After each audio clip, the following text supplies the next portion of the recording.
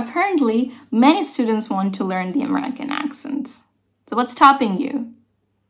Not knowing the basic pronunciation details that make up the accents. Just two things.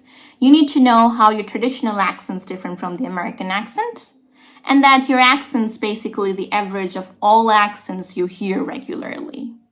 However, by practicing the sounds in this little video, you'll give the American accent much more influence and start to sound like a native. Getting right into it, our hero is ready. That is right. Our sound is the hero in the American accent, differentiating it from the British accent. It is actually very simple, but let's see how simple. Just pronounce your R's. That's it. Don't drop your R's and you're good.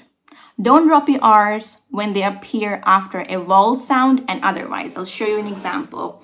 The traditional Indian way of saying sir is sir. Morning is morning. But if you want to speak in the American accent, you gotta keep the R and say sir, morning, sir. Now you notice how I'm dragging the R sound. I'm not saying sir. I'm not making it hasty.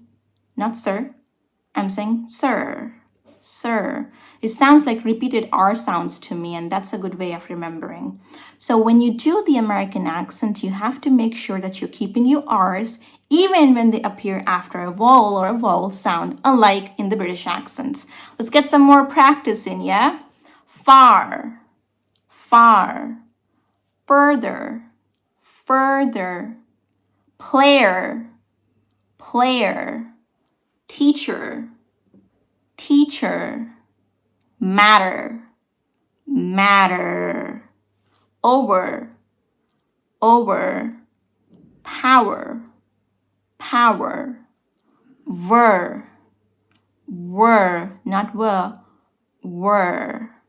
Now your assignment is to make a sentence using multiple of these words, like this one. The teachers and players were discussing matters relating to power. The teachers and players were discussing matters relating to power. Now, a little secret to sound more like an American almost instantly.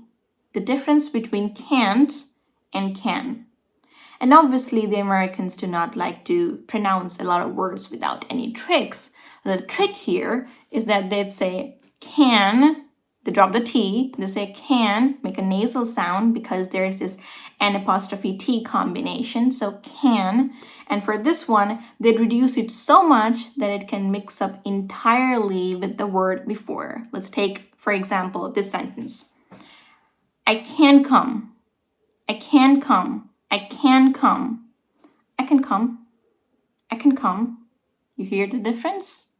This is also about the stress. When you say cannot, as in can, it takes the stress of the sentence. But when you say can, as in the ability to do something, you're saying yes, it does not take the stress.